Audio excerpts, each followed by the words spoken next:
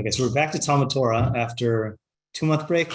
I think it was before Purim that we did this. So we ended off, I'm pretty sure we ended off with the obligation to honor regular elders, like regular old people. And then now we're going to transition into this last part of the Hilchos Talmud Torah. This is the part I've done the least. And part of the difficulty here is going to be to understand like how he classifies these different things. Like loosely speaking, Perek Vav is Kavod of Chachamim, and then Perek Zayin is Cheren and Nidoi. But you'll see that he's going to get in a little bit into like, Nidoi stuff here and a couple other scattered things. So as we go through it, like just keep in mind like what the organizational scheme is. Okay, so we're in Talmud Torah Vav Yud. Okay, and these are our little Rav Makbili heading says Zechuyos. These are the rights of Talmidei Chachamim. So Talmidei Chachamim einan yotzim lasos ba'atzmam im kol hakahal bebinyan v'chafira shel medina v'kiyotz behen. So the Talmidei Chachamim do not go out to act for themselves with the rest of the congregation in building and digging of the locale of the city, v'kiyotz behen, and other stuff like that. So that they don't become degraded in the eyes of Amei Haaretz. Okay, I wanted to read through all of it, and then we'll go back and look at the Makbili. Right. So presumably, I don't even know what the facts are. I guess like the setup was such that everyone had to do a certain amount of volunteer work in terms of, or I don't know if you call it volunteer if they had to do it, but everyone had to go out and do like city projects, I guess. And the Talmidei Chachamim were exempt from that. I don't even know if exempt is the right word. It sounds like they shouldn't do this because they'll be degraded in the eyes of Amei Haaretz, which is interesting because we read earlier in Talmud Torah, much earlier, that the greatest of the Chachamim were like water drawers and wood hewers, that they had these humble jobs, and apparently that's not a bizui, but so it sounds much more like the fact that they were working alongside average people that would degrade them, or maybe it was the type of work that they did. Like, I don't know if it was just like really, dirty work, digging and stuff. Not sure exactly why this is different. Yeah. Maybe it's because of the orders of Amei Haaretz. That might be, actually. That's a good point. Right. So the other jobs we mentioned before were individual, but here they're going to be under the charge of whatever the construction manager is. Okay. That's actually a really good point. Okay. The ein govin mehen lebinyan hachomos. Oh, and just to make a nuance within that point, it's not even the fact that it's not them. If that's true, it's not that them being ordered around is intrinsically degraded. It's that people seeing them being ordered around. In other words, like if the Talmid Chacham presumably is, oh, we got Shimon. Hey, Shimon, I saw you pop into the room earlier, an hour early. I figured you just got the time. Yeah, I was off with the timing. I was like studying. I'm like, oh wait, I'm late. So I went to like rush to that, and then. All right. Well, I'm glad you can make it. Really. Yeah. Okay. We just started. The only line you missed was Talmidei Chachamim einan yotzim lasos ba'atzmam im kol hakahal bebinyan v'chafira shel medina v'kiyotz behen. So Talmidei Chachamim don't go out to act on their own in these public construction projects. Kadesh lo yisbazu b'fnei Amei Haaretz, so that they don't get disparaged or degraded in the eyes or before the Amei Haaretz. And so we were wondering, like, how is this any different than the fact that they do these like humble jobs like cutting wood and drawing water? And then Yosef theorized that that maybe it's the perception that people are going to have when they see these Talmidei Chachamim being like ordered around to like do stuff, And I was just going to say that it seems to be more about perception than the actual phenomenon of ordering them. Okay, the ein govin mehen lebinyan hachomos v'tikun hasha'arim usuchar hashomrim v'kiyotz behen. We do not collect taxes from them for the building of the walls, the repairing of the gates, and the payment of the guards. And other things like that. And not the teshuras hamelach. Okay, we're gonna have to look at what that is. We'll look at the Makbili in a second. The ein machayvin osan litain hamas, and we do not obligate them to give the tax. I'm just going to translate it as tax now, unless we see more specifically. Bein mas, more specific. Bein mas shehu katsuv al kol bnei ha'ir, whether it is the fixed tax on all of the citizens. Bein mas shehu katsuv al kol ish v'ish. Oh, sorry. Whether it's the tax that is on, I guess, the citizens in general, or whether it's a fixed tax on each and every person. Don't know exactly what the circumstances are about how the taxes were back then. Yeah. I assume it's something like the higher up king. He tells the say get me $1 billion or something because he's just it's obnoxious and annoying and requires a lot of bureaucracy to go more into detail. So it's just so much easier to just tell the local authorities, right, raise this amount of money. I see. Right. So in other words, the city owes a certain amount of money and it's up to them to collect it. And then there might be other situations where there's like a tax on each and every person in the kingdom, right? Like a machzis shekel type thing. Yeah. Okay. That's good. Shneimar, it says, Gam ki yitnu vagoyim ata akabatzim v'yachelu me'at mimasa melech v'sarim. So it says, also when you are placed among the nations, now I will gather them. And v'yachelu ma'at mimasa melech v'sarim. Okay, I want to look this up. I opened the pasuk. Hosea 8:10. Mitzvus David says, Gam kiznu. Afki yitnu esnan el ha'umos, even though you're giving payment to the nations, al kopanim, or sorry, im kolzeh, ata bizman karov, now in a short amount of time, ekabetz es ha'umos, I will gather in the nations, haim, those nations, lavo alehem, l'milchama, to come to war with you, v'lo ilu im ha'esnan, and they're not going to be benefited by this payment. I think this is pshat. I don't think the Rambam is using it as pshat. Let's see, v'yichalu me'at, Rasulullah b'ma'at zman b'karav yachilu v'yiradu mimasa, Melech Ashur v'Hasarim. In a little bit of time, they're going to be intimidated by these people. Yeah. All right. So let's read through this again, and this time with the Makbili. So Talmidei Chachamim ein yotzin ba'atman. They don't go for themselves. And Makbili says, Ach mishtatfim b'tashlim, but they do join in the payment because they gain benefit from these actions. So in other words, if you're a Talmidei Chacham, you don't go out and do the work, but you still have to contribute to the repairing of, to the building of the building and digging. Okay, and he quotes shchenim. Let's look at shchenim because we never go neighbors. Yeah, so this is in Sefer Kinian, which is I think the Sefer of the Mishnah Torah that I look at the least.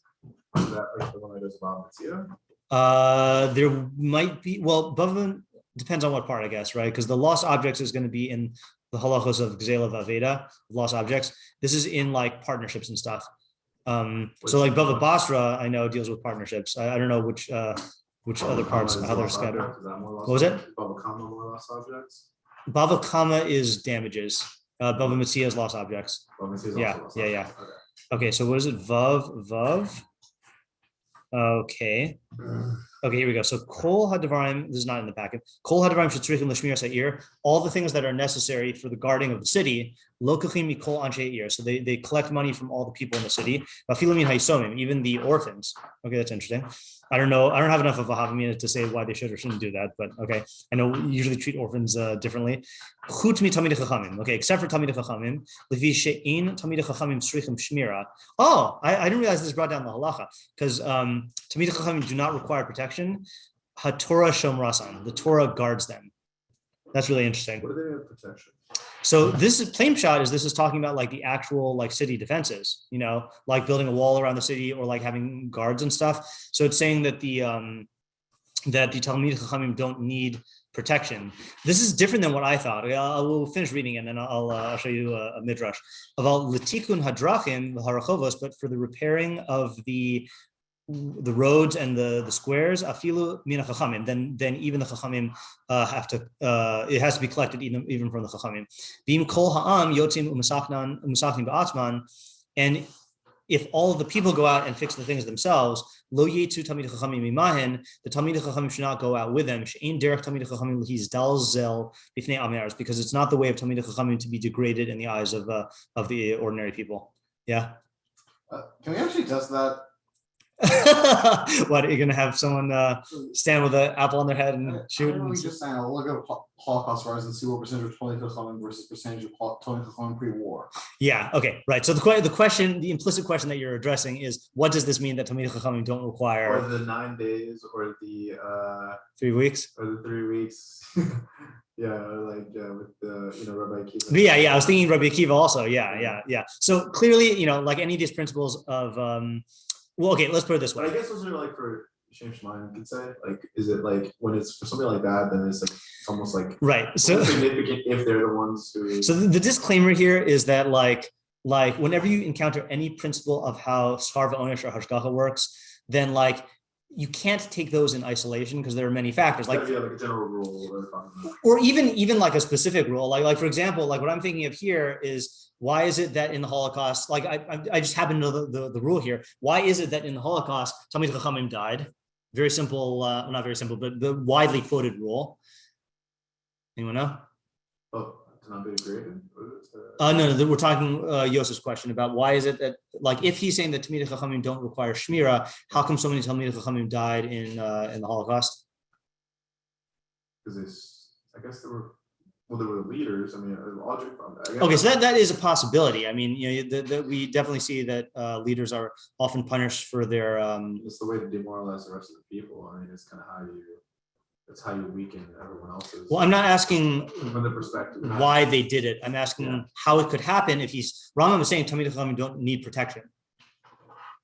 So Yosef's saying, but well, they die. I guess that's what I'm trying to say though, is that this sounds to me more like as individuals. Yeah. When they're just, I'm sort of inferring here. I'm assuming that he's kind of referring to like a regular society or like a regular time, a period of time. Yeah. Wherein there's no reason to particularly single out any one person. Everyone's under the same environment. Mm-hmm. Whereas like in the Holocaust, now there's like a particular reason why other people would look at you and isolate you. I think you're mixing two issues, and I'll call you a second. I think you're just mixing two issues here. One issue is the halacha about whether Chachamim do need to go out and work or don't. Right? That's one halacha, and then the halacha about paying, right? But then the Rambam seems to be making a statement, like a metaphysical statement, that Talmidei Chachamim don't need protection. And Yosef's question is, if they don't need protection, how come they got killed during the Holocaust? So it's not about like a decision, like, unless I'm misunderstanding you. It sounds like you're. What do you think I'm saying? Well, you keep on starting your explanations by saying like why they should or shouldn't go out and do this work. No, I'm not even thinking about any particular work. I'm speaking very generally, like from the metaphysical idea. Just that in times of peace, like when it comes to like a snake biting you, or like, I don't know, a natural disaster hitting you, like there, like you can rely on the fact that like you're Talmidei Chacham, because there's not some extra burden that comes with being a Talmidei Chacham outside of being a Talmidei Chacham. Okay. Right?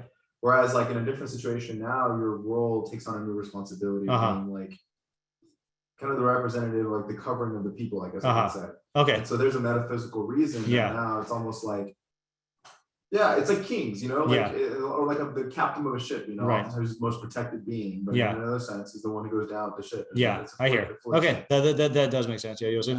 Also assume that the Holocaust will be an argument against, because I do notice that before the war, universal Torah education for everybody was just not so much a thing as much after the war. So it makes you wonder if a higher percentage did survive to allow that to happen. That's interesting. Also, See, these are examples of like factors that like play into this. I was thinking of a different factor, which is again often quoted in Chazal: "Kivin shenidna reshus l'mashlis l'chabla ino mavchin bein tzaddik l'rasha." Once the destruction is unleashed, then it doesn't differentiate between tzaddik and rasha. That's a general principle in hashgacha, that once there's a destructive force that's unleashed, then it's all fair game. Like the earliest time you see that. You're right. Earliest time you see. Under the premise, I don't even know if that's actually true. That or even what you're saying. I was just understanding that we're saying more Talmidei Chachamim died than others. That I don't know about. I'm not that I don't know, but I know that's not true. Right. Yeah. You were saying something else? I guess now actually want to look at what's Chari versus life expectancy. Right. Yeah. But again, the other thing also is like you have to make I'm not saying this about the Charedim. I'm just saying like we have to ask what is a Talmidei Chacham also, right? Like not all Talmidei Chachamim are equal. If you're talking about like a Sanhedrin that gets protected, that's very different than like people who are just enrolling in yeshiva.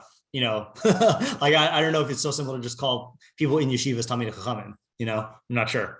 But I want to quickly show you.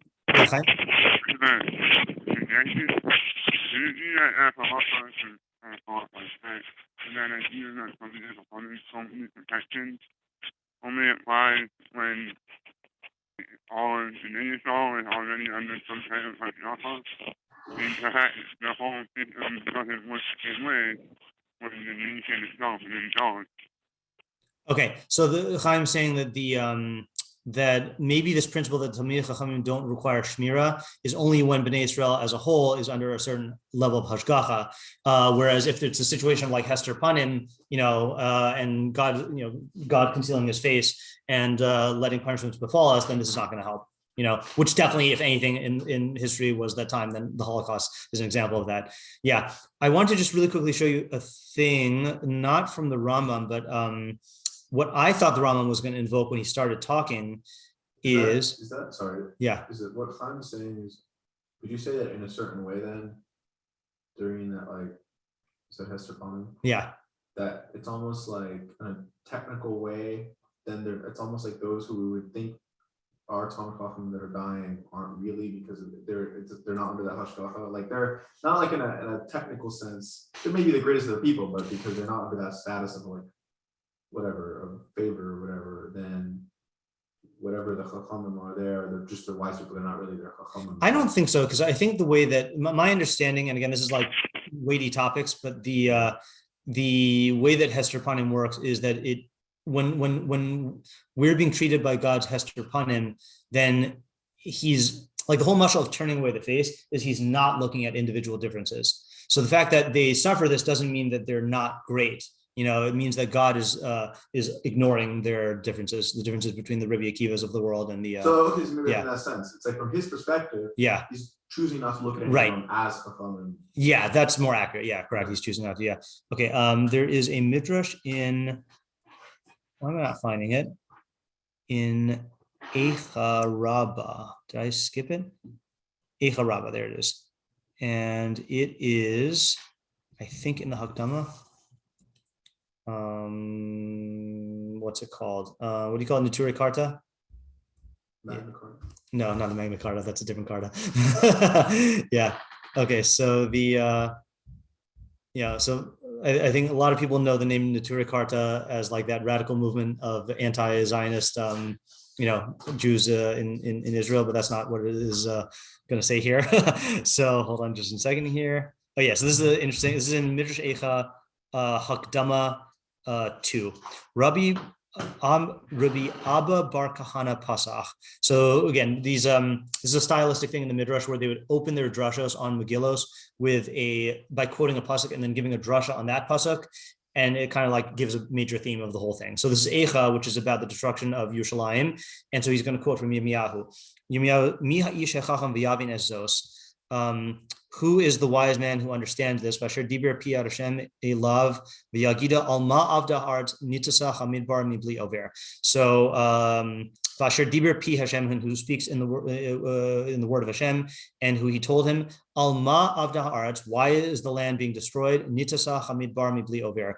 It's being burned, I think, like a midbar without any passerby. So that's Yirmiyahu is basically asking, like, who can understand why this widespread destruction is happening? Okay, so here's the drasha. Tani Rabbi Shimon Bar Yochai, Imra Isa Ayaros Nitlashos Mimakoman Eretz Yisrael. If you see cities that were uprooted from their place in Eretz Yisrael, now it doesn't mean like cities uprooted and moved. It means like basically razed to the ground. Da Shaloh Chziku Biskar Sofrim Ubiskar Mashnim. You should know that it's because they didn't pay or they didn't support the payment of sofrim and mashnim. Okay, now probably a question about what sofrim and mashnim are. Sofrim, I don't think it means sofer like people who write Torah scrolls. I think it's sofer like divrei sofrim, like chachamim, and then mashnim I think are like people who teach Mishnah. Like I think general scholars, sofrim like scholars. Yeah, exactly. Shneimar, as it says, you know why they call the rabbis sofrim? What the drasha is, or not the drasha, the explanation, because sofer also means to count, like Spheres Omer, because they count each and every letter in the Torah. Like they know the Torah so well that they know how many numbers of letters are in each parsha. Okay, that's where the word sofer comes from. It's not just from sefer, like because it makes safer. They're spelling out, they're writing a book. No, apparently it's not. I mean, probably not. Also because they weren't allowed to write down Torah Shebal Peh back then. I think they were probably called sofer before they were allowed to write down Torah Shebal Peh. Yeah. Shnemar, as it says, Alma of the arts, Vayimar Hashem al Azvan as Torasi. Okay, so he's quoting the full pasuk. So the question in the Yirmiyahu poses, why is the land being destroyed? And then the answer, Yomer Hashem al Azvan as Torasi, Vasher Nasati Lifnehem, Velo Shamu Bukoli, Velo Halchuba. Because they abandoned my Torah that I gave them, and they didn't listen to my voice, and they didn't follow it. Okay, so then it says, Rabbi Hava Mashalach. Okay, so that's a plain shot. So why? So again, going back, if you see cities in Eretz Yisrael that are destroyed, why is it? It's because the people in the cities didn't support the educators. Okay, and he quotes a pasuk that says Hashem is giving the explanation because they abandoned my Torah, and he's interpreting. Shimon Bar Yochai is interpreting that they didn't financially support the Torah institutions. Okay. Not that they abandoned observance of my Torah. He's saying that they abandoned paying the people who are teaching Torah.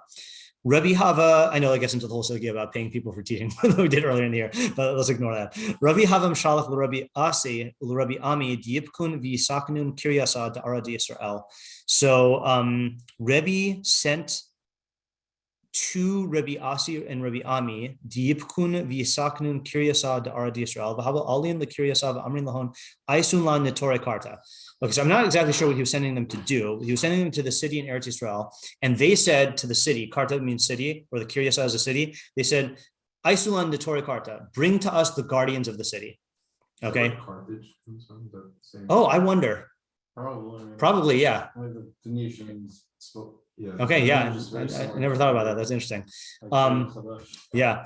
Vahavu Maisun Lahon Reish Matarta Santera. Okay, so who do they bring out? They brought out I think this is like the police chief, okay, and like the guardians or whatever. Okay, so that's what you would expect. Bring out who are the people who guard the city? Oh, like this chief guy. Vahavu Amrin Lahon, and they said, Ilin Iture Karta, these guys are the guardians of the city. Ilin Charove Karta, these are the people who destroy the city. Amru Lahon, so they said to them, they said to these rabbis, Ma iyun Torah Karta, who are the guardians of the city? Amru Lahem, they said to them, Elu Sofrim Umashnim, these are the educators, whatever, Sofrim and Mashnim, Shem Hogim Umashnin Umashamrin Esa Torah Bayom V'Layla, because they contemplate and review and guard the Torah day and night. Al Shem Shneim Ar B'Hagisa Bo Yomam V'Layla.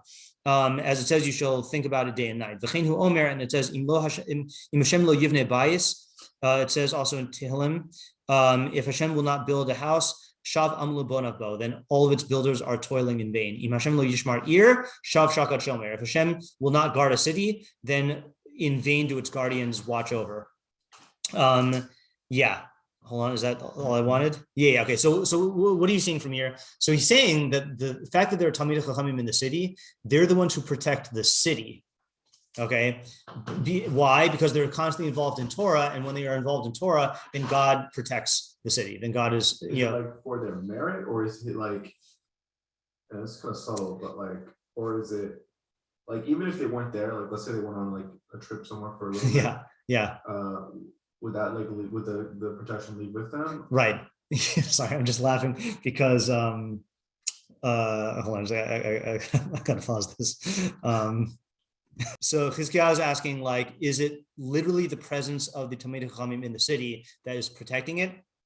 And to the point where the nafkamim would be if they went on a ski trip or whatever, then could something bad happen to the city? So I'm going to make an inference here. This is why I came here anyway, to make this particular inference, which is that you see from the fact that the Mishnah started off by trying to give an explanation for why cities got destroyed and saying that the people didn't support the Talmidei Chachamim, seems to be that it's much more about the values of the people in the city, and the fact that they contribute to it. So it is, in a sense, it is their merit. It's just that it's expressed into, they invested into. They invest, exactly, and the reason why investing matters is it's like it's lahavdil. It's like what people call a Yisachar Zvulun relationship, where Yisachar was more talented one in terms of learning, but it's not like Zvulun is just like putting money in the vending machine and getting like zchus points. He is, or like the Rambam's brother that we did earlier in the year.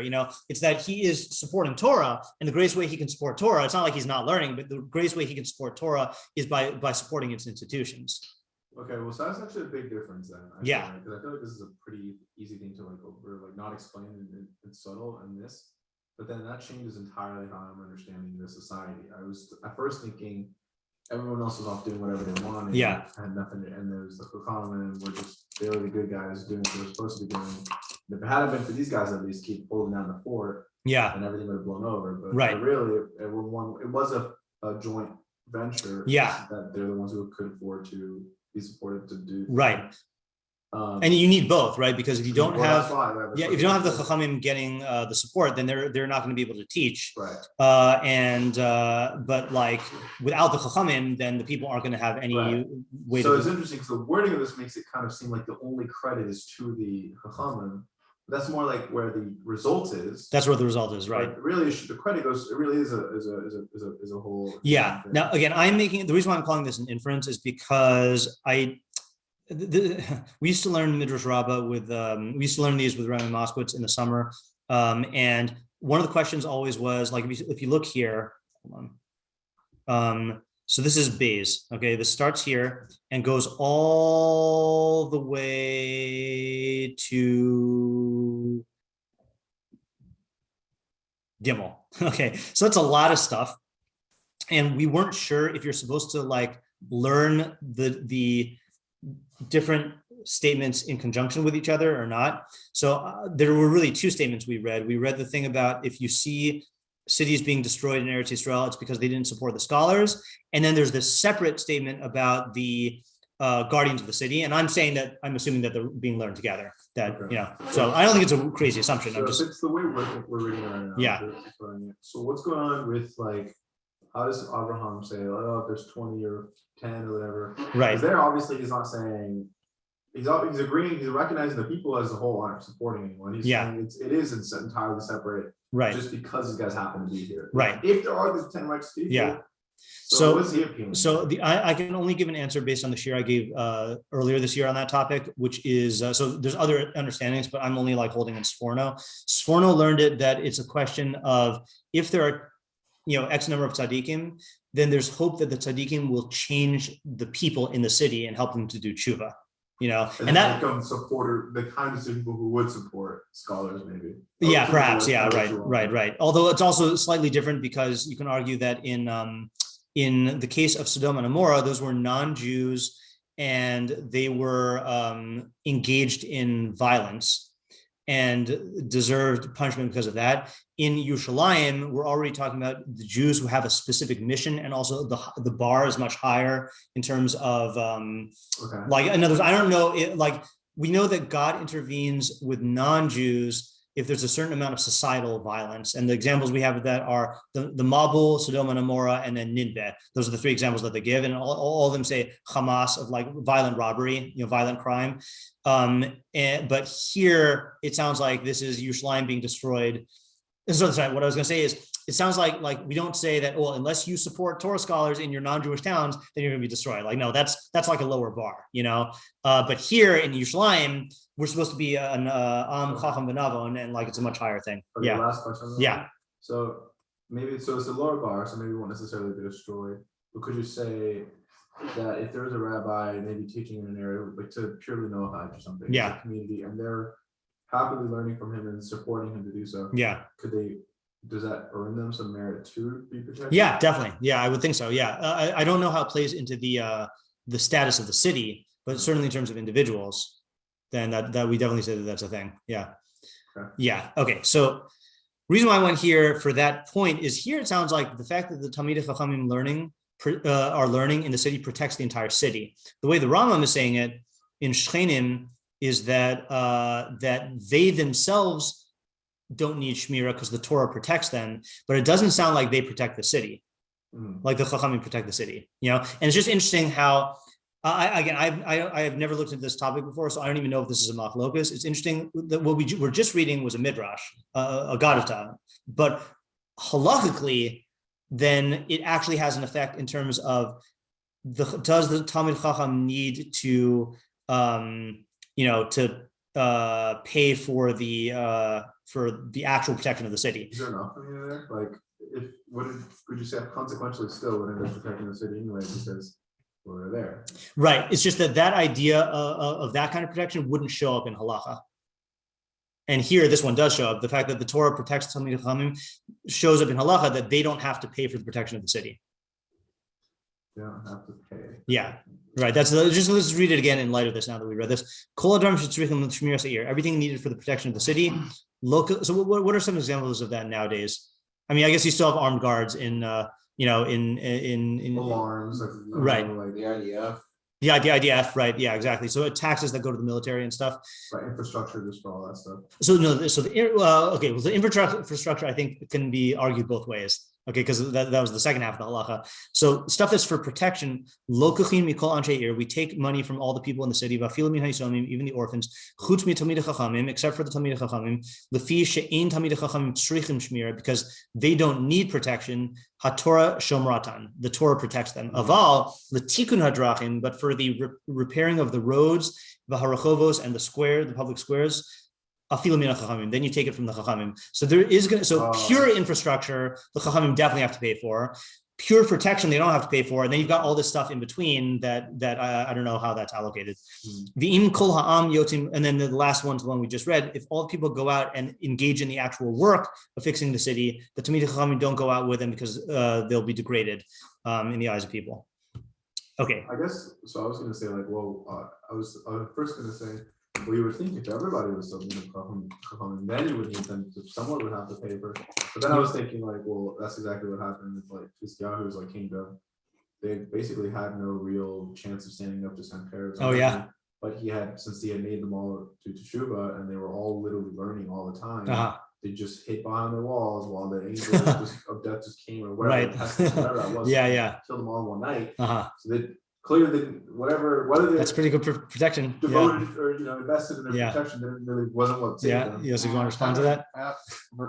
First thing he did, there was a lot. It's not talks about the defensive structures he did, like how he held the war supply too. What? It's not talks about the various defensive things he did, like expanding the wall and the water supply. Also, I mean, Yerushalayim was spared. Everything else got destroyed and ruined, so that's not really a good right for protection because the people weren't though. The people were all safe, except for the ones who weren't in Yerushalayim. They suffered. But isn't this only talking about the city though? I mean, there are other cities besides. Oh, you're saying that the Chachamim were elsewhere in Eretz Yisrael and they got destroyed. I mean, unless we're assuming that they were only Chachamim in Yerushalayim. Yeah, I don't know. Because I also don't. Yeah, I don't know the details of that enough. Okay, so let's go back to Rav Makbili's notes. I'm glad we went here. Amei haaretz re'ei le'el bir gimel beis. See above in the explanation of 3:2. Let me just see what that is. Before let's see, Talmud Torah. Talmud, yes, Torah. 1 through 4 is what I was going to say. 3:2. 3. Oop, did I skip it? 3:2. Why is he referring us here? He said, look at the commentary. What was this a note on? This is a note on the phrase Amei haaretz. Oh, okay. This is he's just defining Am haaretz. So what is an Am haaretz? So we like to say ignoramus, right? But really, it's more like a person who's like just works. Yeah, right. So he says Mish yesh bo derech eretz ve'ein bo Torah. He has derech eretz, which means like he's civilized, right? I think derech eretz means like there's a better word for it than civilized. Not in servitude. Like he's not. No, I think it means. I think it means like he's not like a barbarian. Like he's there's a word I'm looking for. It'll come to me. The inbo Torah, but he doesn't have Torah. Klomar shu royally yishuv haaretz. He's fit to settle the land, the kibbutze haarim and the cities. Fishishbo midos sheteti bahem chevruso imzulaso, because he does have midos enough to benefit. Right. Yeah, his society. It's like he's not necessarily a slave to his base urges. He just doesn't have the developed learning from being right. So we're not even, so the point is when he says Amei haaretz, we're not even talking about like vulgar like Cretans who just like go around like I imagine they do. okay ve'ein gobin mehen libinyan hachomos v'tikun hasha'arim. We do not collect from Talmidei Chachamim for the buildings of the walls and the fixing of the gates and the hire for the guards. Ve'ein gobin, so he quotes Shkenen that we just read. Talmidei Chachamim Todas Hashem Malave Osam, V'hashgachas Hashem Shomeres Osam. Where's the Todas Hashem? See, all these modern Hebrew words which have shorashim that I know, but I don't know the modern usage. Todas. What is Todas? Something an adjective or whatever. What is the Dea. The knowledge? Yeah, probably just like the ideas. Yeah. See, but that just bugs me. If it just means Yedias Hashem, then why say it? Okay. Oh, Todah. Oh, interesting. Consciousness. Okay. Yeah. So it's a modern. So the consciousness of Hashem accompanies them, and the Hashgachas Hashem protects them. The knowing. No, I think consciousness. I think he's using the way I think like English word consciousness, meaning the awareness. Yeah. Okay. Yeah. Right.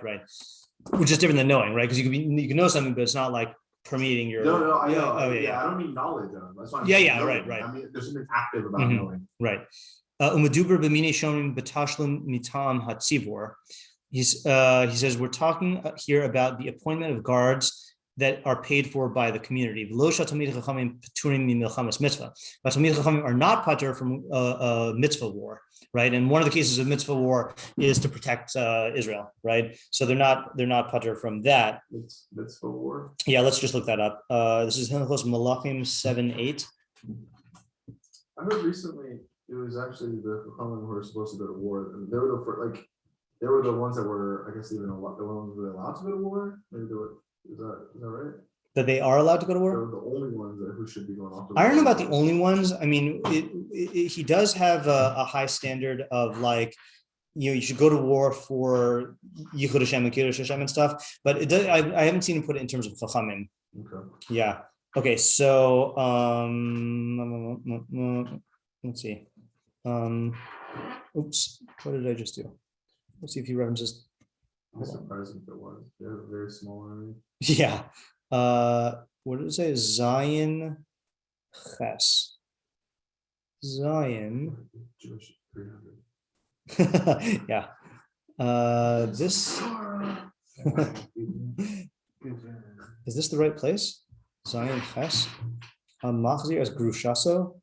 This does not sound like the right place. Let me just look up Chachamim. Chacham. No. What about Talmud? No. Is this the right parak? Let me just see here. Chachamim. What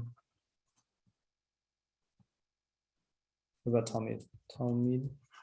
What are you trying to find? I'm trying to find the source. See if he talks about Talmidei Chachamim going to war. No, that's not it. Did you look up Milcham? Well, this is the laws of Milchama, so there's going to be like a ton of references. But while we're here, I just want to make sure I know what a Milchama's mitzvah is. Yeah. So this is in 5:1.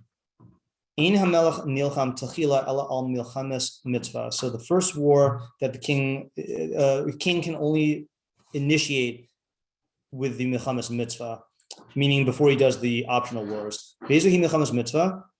What is the milchames mitzvah? Zol milchames shiva amamin, just the war against the 7 Canaanite nations. Milchames Amalek, going to war with Amalek, and then this is the one I was thinking of: the Ezras Yisrael mitzar sheba aleihim, and saving Israel from an enemy that comes upon them. The achar kach, and then after he does all those, nilcham b'milchames harshus, then he could do the optional wars. V'hi hamilchames nilcham im shar ha'amim kedei laharchiv gvul Yisrael laharbos b'gedulaso v'shamao.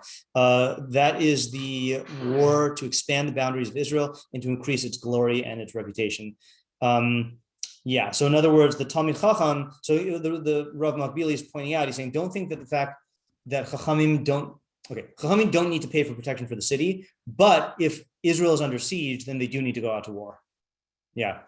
In other words, don't make the inference that, they don't need to be involved in protecting the Jews at all. No, in war they do, just not in paying the taxes. The preparation for it. Yeah. Okay, and then the last statement, I also didn't know this word. The Rambam had said that, velot l'teshuras hamelech. They don't need to pay for the teshuras hamelech. So the teshuras hamelech, Rambam Bekius says, is matana or arucha l'melech over atzlam. So it's a gift, I guess tribute is the word we would use, or a meal for the king who passes by. So I guess when the kings would come to town, you have to shower them with tributes. So the Talmidei Chachamim do have to do that. I just forgot what the beginning of the sentence was. No, we do not collect for the Talmidei Chachamim for that. That's interesting. I guess you have to ask. I guess you have to first know what the tributes are going to be used for by the king. What is he going to use them for? Is it going to be? Is he going to use them for the protection of the city?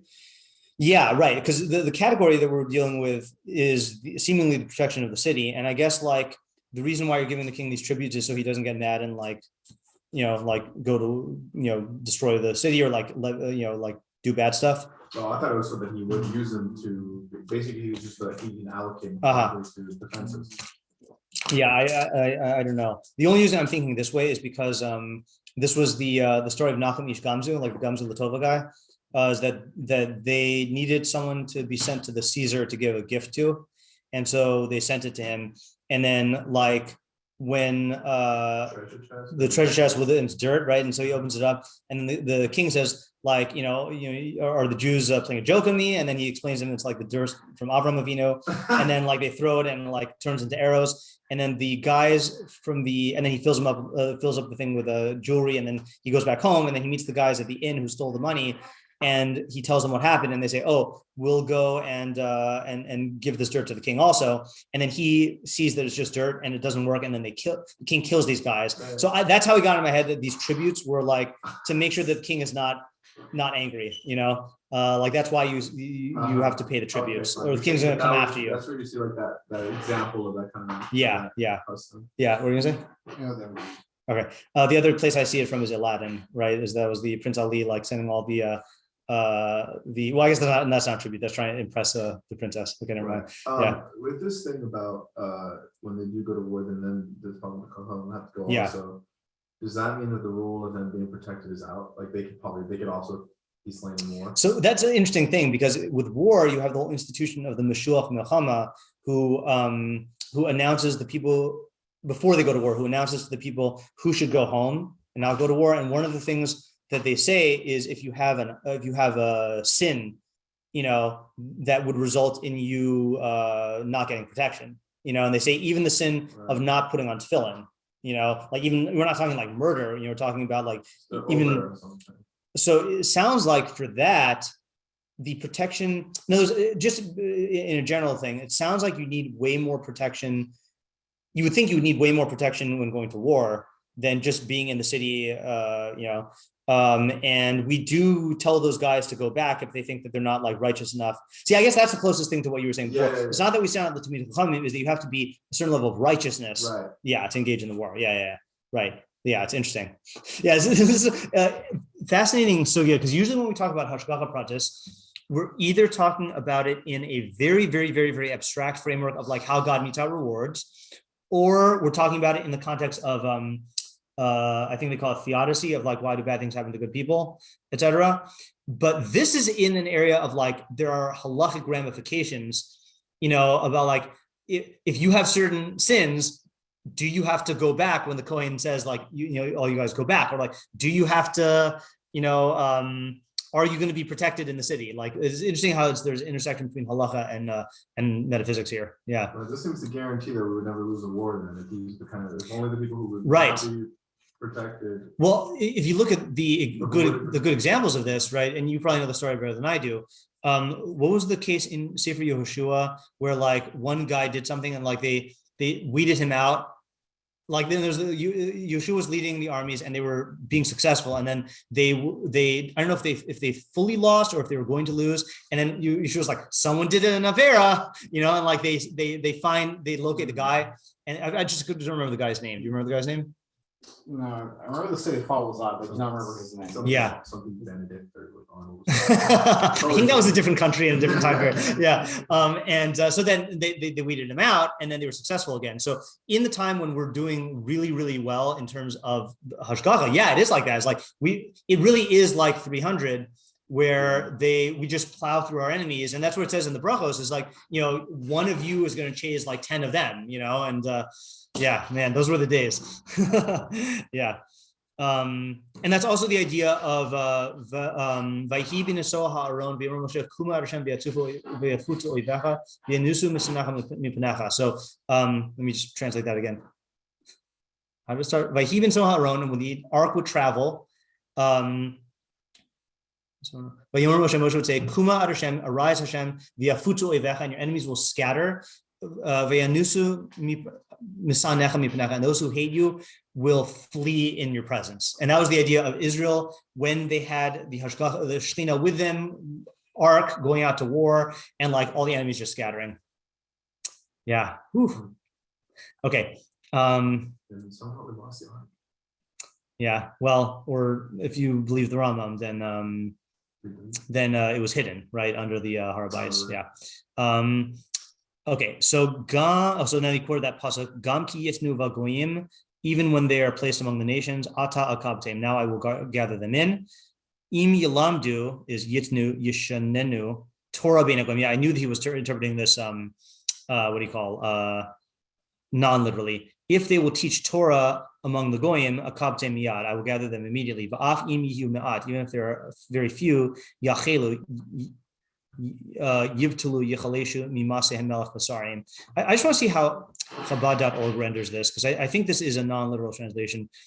Although they will give among the nations, now I will gather them. In a little while, they will be released from the burden of the kings and his officers. That's non-literal. And the commentator on Chabad.org says, Rav Kachach notes that in the original, there's no vav before the word. Someone messed up on the typing in the Hebrew letters here. However, the quotation of the verse in Bava Basra does include one. Okay, fine. All right, that's a different area. Okay. Okay, so that was that halacha. And then likewise, v'chein im haisa skora, now we're back to a new halacha. V'chein im haisa skora l'Talmidei Chachamim. So too, if the Talmidei Chachamim has merchandise, manichin oso limkor tchila, we let him sell first. And we don't allow someone in the marketplace to sell until he sells. And same thing if he had a court case and there were many litigants like in line in front of him. Also, we make him come first, we give him priority, and we make him sit. So what does this mean? So the Rambam Bekius says, "Manichin oso limkor tchila." We let him sell first. P'ula ze osim osam lifamim hasochrim ze im ze derech kavod. We read this when we were doing about the how chachamim can get paid, or how teachers can get paid. So he says this action of he says the merchants would sometimes do each other a favor by way of kavod. Even though there's no chachma, and at the very least, the Talmid Chacham should be like an amarz. So what he's saying is like this. Let's say all three of us are merchants. Okay, so we have stores, and sometimes what we'll do is we'll have a rotation system where today you get to sell first, the next day I get to sell first. Because otherwise it's just this cutthroat environment where it could get really ugly really fast. It's in our mutual interest to give a rotation. So he's saying that that's what we do for the Talmidei Chachamim, that if this is an arrangement that's even done among Amei Haaretz, there should be nothing wrong with doing it for a Talmid Chacham. If anything, it's even better. So that's why we do it for the Talmid Chacham. Makdiminoso. So now if there are many litigants, we let him go first. Makdimin es hachacham rak al pnei am haaretz, only in front of an amarz. Val din ha'almana kodem l'din Talmid Chacham, but we let the widow go before the Talmid Chacham. V'din ha'isha kodem l'din ha'ish, and women go before men. Sheboshes ha'isha meruba, because the shame of a woman is great. So this is in court cases. That's interesting that we recognize the fact that I guess back then, I don't know about now, women were ashamed to be taken to court. In court. Yeah. I mean, I guess it was more unusual for women to go to court. That's so weird. That's strange to me. It's like, then why wouldn't you think of that when she did whatever she got taken to court for? Well, I mean, that's what Chazal says. That the adulterers only commit adultery because adulterers don't commit adultery unless a spirit of idiocy enters into them. Like when you do an avera, and I think the Mefarshim extend that to other averos. Like whenever you do an avera, it's temporary insanity. You can't get off in the insanity defense, but right. Yeah. And then umoshivino, so we make him sit mishum kavodo, because of his kavod, meaning we don't make him stand during the trial. Okay. Now this is what. So this cannot seemingly be explained in the previous case, because okay. So let's just define the categories here. So in Yud 1, that seems to be talking about what the Talmidei Chachamim have to pay, and the general principle is that they don't do things that degrade them, and they don't pay for things that are shmira. Okay. Then in Yud 2, that has to do with precedence that we give them in terms of other societal institutions like the marketplace and the courthouse. That for the marketplace, we let them sell first. For the courthouse, we let them have their case first. And then during the trial, we let them sit. Okay. So I understand the first one, he gave reasons, is because the Torah protects them. So this is a Talmud who does still have some kind of business. Yeah, correct. Yeah. And in fact, most of them do, because the rabbinate was not like a paid profession, right? So they're not being entirely supported then by the rest of the community either. No, in fact, they're not at all. That's the Rambams that we did a lot earlier in the year. I think this is before you came. That's where the Rambam speaks really harshly against people who are supported by the community for learning. People who are Talmidei Chachamim. The Rambam's like very, very against that. And we had a whole thing about like, how is it that it's okay, so then I'm getting this straight. So how did the Rambam say this whole thing works about? So he says it's not because the community is supporting them then that they're getting the city's protected. It's just purely from the.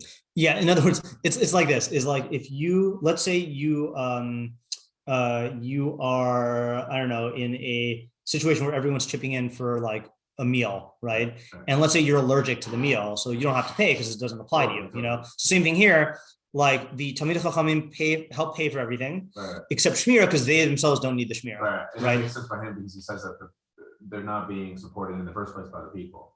Yeah, right. And that was in the earlier parak, is that the Rambam's assumption is that Talmidei Chachamim they have jobs and they're supporting themselves. Who says the other way? Well, it's not that another person says other way that what the norm is, but it does seem like there for centuries, for millennia, then there are these institutions where like people support Talmidei Chachamim in their learning, and like the Rambam is, what was that? But it wasn't like a halachic requirement that this feed is like. So the Rambam mentions that there are places that they actually would collect taxes to support Talmidei Chachamim, and that he's very against. That he says so Chil Hashem, and like it extinguishes the light of Torah, and like and he's very, very, very against that. And then so the whole question that we spent like weeks on earlier this year was, obviously nowadays educators are paid and community rabbis are paid, so would the Rambam be against that or not? And we tried to work out like all the different answers and stuff. Yeah, I don't remember what we said. It was a lot of stuff. Yeah, okay. So now he transitioned. Oh, sorry, I know what I was going to say. So it sounds like this Yud 2 of the being first with merchandise and in the court, that just seems to be an additional venue for kavod, right? That like we honor them first by just giving them first crack at it, analogous almost to the like giving a Kohen the first aliyah, like it's just showing our recognition of the fact that he deserves kavod. Okay, but now we transition. Okay, this is the weird thing. This is now going to be the first mention of nidui, of like excommunication or ostracism, and that topic continues through the remaining halachos of this parak. Okay, and what was that? Not ostrich. Yeah. Ostrichism, you have to go to your doctor for. And then Shvi is the parak devoted to it. So these are the halachos I mentioned. I assume I've done these at one point, but these are kind of new to me. Okay. Avon gadol hu levazos es hachachamim o lisno osan. It is a great iniquity to degrade chachamim or to hate them. Lo charva Yerushalayim ad shebizu ba Talmidei Chachamim. Yerushalayim was not destroyed until the Talmidei Chachamim were degraded in it. Shnemar, as it says, Vayihu mal'ivim b'malachei ha'elohim ubozim devarav umetatim b'neviav. That they insulted the messengers of God and disparaged their words and mocked his prophets. Klomar bozim melamdei devarav, meaning that they mocked those who taught his words, God's words. It says in the beginning of the first tochacha in Bechukosai, if you are repulsed by my chukim, and then the drasha apparently is melamdei chukosai timasu, if you are repulsed by those who teach my chukim. Anyone who degrades Talmidei Chachamim ein lo chelek l'olam haba, has no portion in the world to come. And it is included in the condemnation of he has degraded the word of God. Okay, so harsh words here from the Rambam. Okay, let's just see this quick Rav Mapili. Mal'ivim means malaglagim, meaning to mock. But malach Elohim is neviim. Okay, not angels. Umitatim b'neviav, and they mock their neviim. Nosnim pagam b'divrehim. They attribute blemishes to their words, right? They say that they were saying like bad things. Okay, yeah, so this is why I was wondering. I was just going to raise this question. If you look at this, you could read that and think, oh, if I accidentally mock one Talmidei Chacham, then there goes my olam haba, right down the drain. But in Tשובה Gimel Yodala, let's just see it with our own eyes. It happens, right? Like people get overly familiar with Talmidei Chachamim, like they make an inappropriate joke by mistake. You know, they're not like mocking his essence as a Talmidei Chacham, that they just accidentally disrespected him. Yeah, it seems to be, yeah. I think that's happened to all of us. Gimel, I know it's happened to me. What did we just say? Oh, sorry, Tשובה, not Talmud Torah. Tשובה, Gimel. What do you say? Gimel. Yudalad. Yeah, so this is in the category. Okay, so this is an interesting thing, right? So this is in Tשובה Gimel in the second half is where he goes through all the people who don't have a chelik in Olam Haba, and he says the categories here in Vav. These are the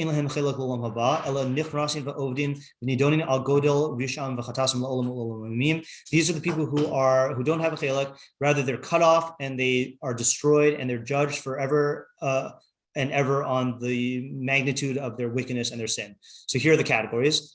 We're not going to read the definitions of all of them. Haminim, heretics, apikorsim, other kind of heretics, kofrim, b'Torah, those who deny Torah, kofrim b'tchias mesim, those who deny the resurrection of the dead, kofrim b'bias hagol, those who deny Mashiach, meshumadim, apostates, mechatiyeh harabim, people who cause the masses to sin, porshim midarchei tzibor, people who separate from the community, ha'ose averos biyad ramah, b'far hesiach Yehoyakim, people who do averos with a raised hand in public like Yehoyakim, hamosrim, informants, people who instilled terror in the congregation, not for L'Shem Shemaim, shofchei damim, murderers, balei lashon hara, people who are lashon hara addicts, and hamoshech arlasa. And if you reverse your bris milah, so those are the people who actually lose their chelik in olam haba, like for having these things. If you reverse your bris milah, it's a painful procedure that they used to do in Hellenized times, right? Because a lot of stretching. Yeah, but the Jews would do it during then because they did the Olympics naked, and they didn't want to appear Jewish, and especially the whole like way that they regarded the human body, and so they would. I think so. Yeah, not recommended. That's not worth it. No. Okay, so then after he goes through that list, he says, all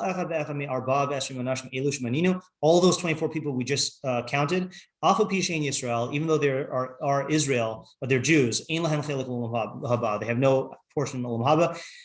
Then he says, there are averos that are lighter than these, and nevertheless, and here's the key phrase, the Chachamim said that if you are accustomed in them, then you have no chelik in olam haba. And why did they say this? So that people will distance themselves from them and guard against them. So the first category is things that, like, if you, let's say you're a heretic and you believe God is physical, your soul doesn't have existence in olam haba. You know, if you are a denier of Torah, your soul doesn't have existence. But these categories are lighter averos, that if you accustom yourself, then Chazal said you don't have a chelik olam haba as like a deterrent. Okay, that's like different types of ein lo chelik olam haba. The reason why I'm dwelling on this point is because whenever you see that statement in Chazal of anyone who does X, Y, Z doesn't have a chelik olam haba, you have to distinguish: is this a category where you are like literally destroying your soul, and that's why you don't have a chelik olam haba, or is this something that Chazal use as like hyperbole and as a rhetorical device to get you to not do these things? Like, yeah. Yeah, you could say that. Yeah.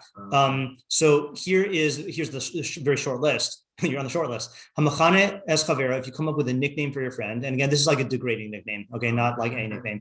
Like if you call Samuel Sammy, that's it. Yeah, no, it's v'hakore lachavera b'kinoi, if you call a friend by a degrading nickname. V'hamalbin pnei chavera barabim, if you embarrass your friend in public. See, that's another one. You hear people say, okay, now let me just say this, okay. It's obviously an Isser D'Oraisa to embarrass someone in public, okay? And it's a big problem, but you hear people who embarrass someone in public and then think that they're going to lose their Chayil Olam Haba, right? That's not the case. If you habitually embarrass people in public, then Chazal say that you're going to lose your Chayil Olam Haba because this is a really big Avera that you need to. Probably stemming from you having some other things off. Correct, yeah. And presumably it's because of the way you relate to, like, either a haftarecha issue or a tzelem. You're not treating your friend as a fellow tzelem melakim. Okay, and Talmidei Chachamim, one who hamiskabed b'chalon chavero, if you take pride in the downfall of your friend, right? Like you celebrate when they have a misfortune. Talmidei Chachamim, someone who degrades Talmidei Chachamim. Rabosa, one who degrades his rabbis. His teachers, one who degrades the festivals, okay, and someone who desecrates kachim. All right, so those are the ones that are the lighter averos, but if you become accustomed and then they don't have a chayil olam haba. I mean, in English, it sounds like a pretty strong thing. Like it's not just like you accidentally were a little, you put your foot in your mouth and you made a joke in bad taste right. Or something. It seems like you're really going out of your way practically. To yeah, I mean that is a question. I don't know. I mean, it's that, I'm surprised that it really isn't actually just already a category of losing one, like your feeling. Right. So you know what let's do. We're past our time today. Let's tomorrow just see if we can find a clear definition of what mevaze means in boze, because he uses that term over and over and over again. Is that what boze comes from? It's like you're like degrading, so you boze. It's funny. I wonder where. I think in the back of my mind, I do make that association, but I wonder where it came from. Yeah. All righty. Stop for today. All right. I'm glad you could join us again. Thank you. Does this mean that you're